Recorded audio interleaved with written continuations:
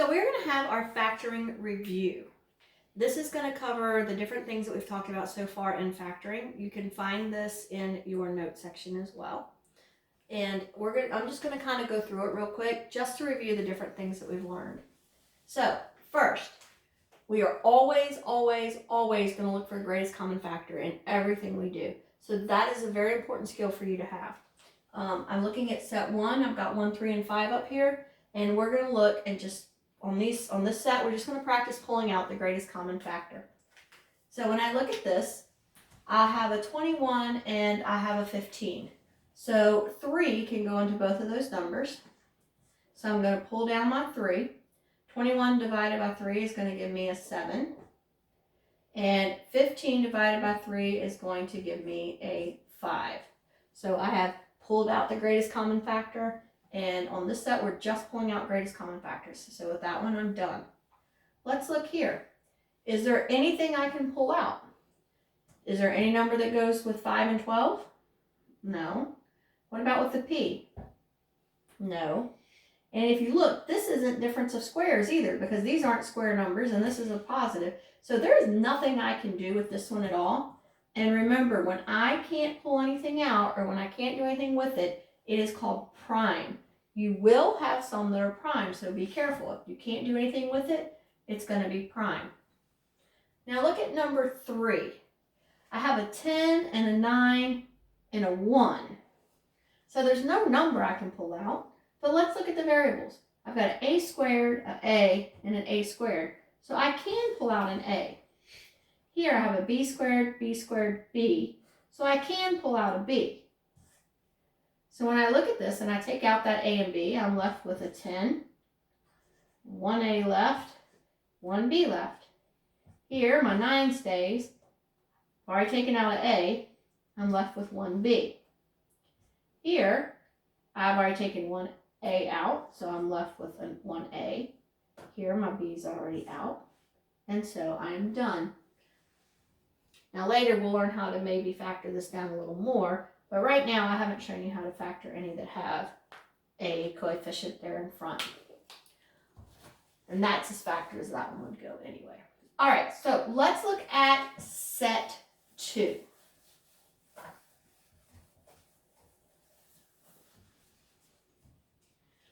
So set 2 is reviewing the difference of squares.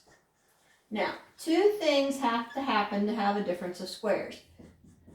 Number 1, it has to be a difference, so it has to be subtracting. And number 2, they have to be perfect squares.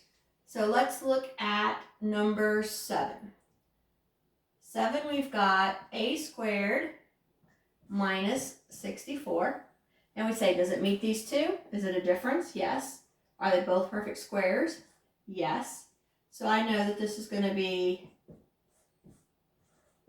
now, this is a plus and a minus, and it's a plus and a minus because that's the only way I can multiply to get a negative.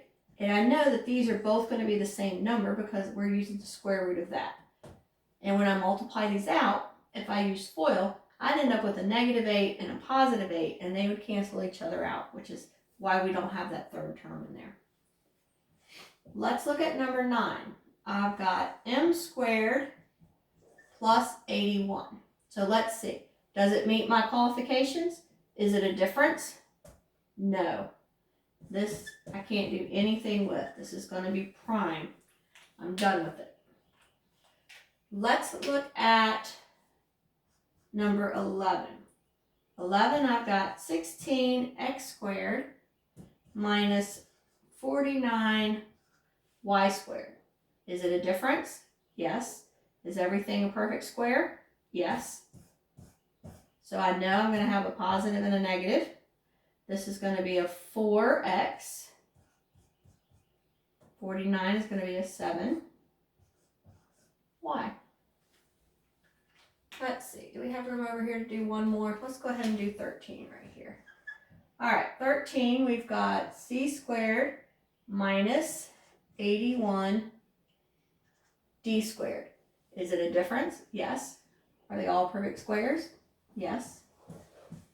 So I know I'm going to have a c plus, a let's see, minus. Square root of 81 is 9. So I'm going to have a 9 on both sides. All right, let's go ahead and look at the back.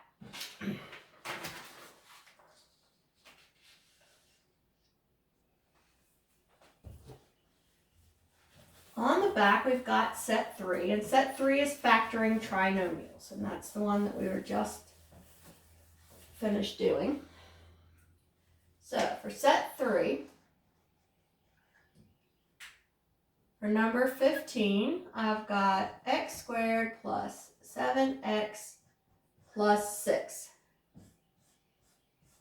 These are both positive, so that tells me that both of these are going to be positive. So what factors of 6 could add together to give 7? Well, that would be 6 times 1. Let's look at 17.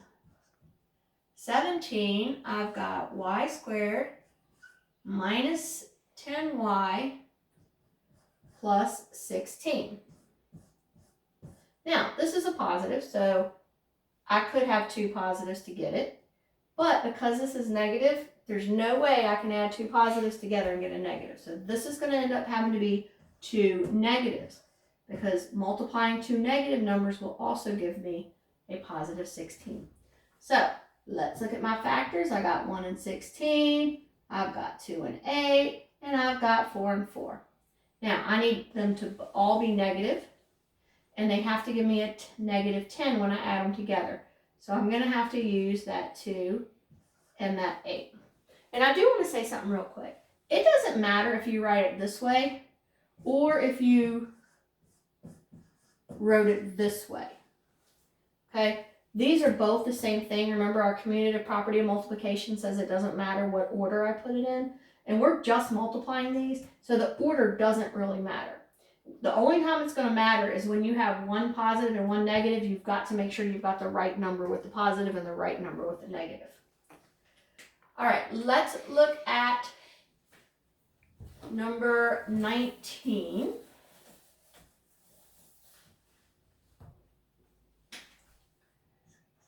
So 19, I've got c squared minus 12c minus 45.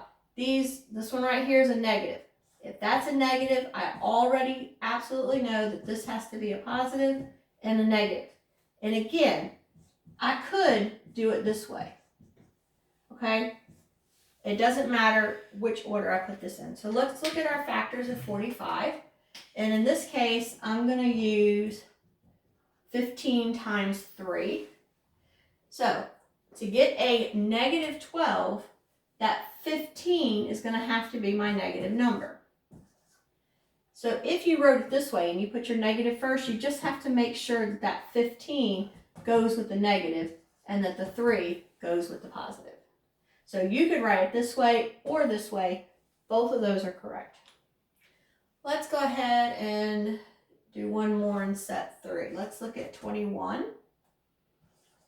A squared plus 13a minus 30. Okay, automatically I look at this, I say that's a negative. That means one has to be positive and one has to be negative. So let's look at the things that we're going to multiply to give us 30. I could use 1 times 30, 2 times 15, 3 times 10, 5 times 6. But I need to get 13. So in order to get 13, what am I going to use? And be careful, because the first thing you're going to jump at is say, oh, 3 and 10. But remember, one's got to be positive and one's got to be negative. Okay, and if I make one of those positive and one negative, it's not going to give me 13. It's actually going to be the 2 times 15. And that 15 is going to have to be positive, and that 2 is going to have to be negative, because a positive 15 and a negative 2 is going to give me that positive 13. All right, the last set here, set 4, has you pulling out a greatest common factor first, and then you have to decide, is it going to be a difference of squares or is it going to be solving a trinomial? So let's look at a couple of these, and I'm going to show you the real easy way to tell. All right, so 23, we have 75r squared minus 48. Well, I'm going to tell you that 3 is a common factor of both of those. And so we're going to divide these by 3. 75 divided by 3 is going to give me 25r squared. And 48 divided by 3 is going to leave me with a 16. Now, difference of squares and trinomials. How do you know how to do it? Easy. A difference of squares is only 2. This is a binomial. Trinomial would have to have 3. This one's only got 2.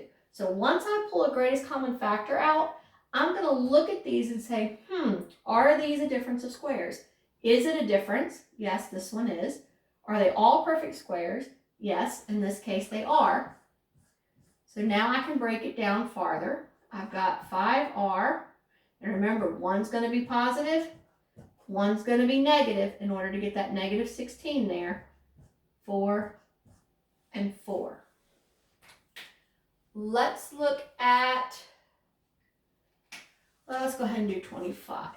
All right, for 25, I've got m to the third, then n, minus m n to the third. So what can I pull out? Well, they both have an m, and they both have an n, so let's pull those out first. That's going to leave me m squared for this one, because I've already put out one m and an n. And on this one, it's going to leave me n squared. So because now I only have 2 factors, I'm going to say, is it a difference of squares? Yes, it's a difference. Yes, they're perfect squares. So I can go ahead and factor this down further. And again, it's going to be a positive and a negative to give me that negative. Let's look at a couple of ones that are going to come out to be trinomials. So let's look at 27. 27, I've got 3x squared plus 15x minus 72. So I am looking for a factor that can go into all of those, and that's going to be 3. That's going to give me x squared plus 5x minus 24. So now I'm going to look. See how I have 3 terms here? So now I know I'm factoring a trinomial. This is a negative, so I know that this has got to be a positive and a negative here. So now I've got to think about my factors of 24. And what can give me something that'll equal 5? So what do I've got? I got 1 times 24, 2 times 12, 3 times 8, 4 times 6. So I want this to be a positive 5 when I add them together. One's got to be positive, one's got to be negative.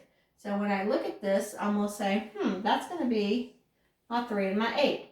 Because this is a positive number, my 8 has to be positive, and my 3 will be negative, because a positive 8 and a negative 3 are going to give me that positive 5. Let's do one more together. So let's look at 29. I have x to the third plus 9x squared minus 52x. Well, this is a 1, so I don't have a common number I can pull out with my coefficients, but notice they all have an x. So I'm going to go ahead and pull an x out. That's going to leave me x squared plus 9x minus 52. So now I know I'm going to be breaking this up. This is a negative number. Because it's a negative number, I know I've got a positive. I know I've got a negative. So I'm going to tell you that what I'm going to use is 13 times 4 on this one. That's going to give me my 9. Which one has to be negative and which one has to be positive? Well, if this 9 is positive, that means the biggest number is going to have to be positive. That means that 13 is going to go there, and that 4 is going to go there. So when your project comes up, you're going to have to be able to give examples with greatest common factors. You're going to have to be able to break these down different ways. When you get the project, use these notes that we're doing now to help you come up with sample problems for your project. All right, go practice this some and make sure you're doing well. Make sure you're keeping up with the work. Bye.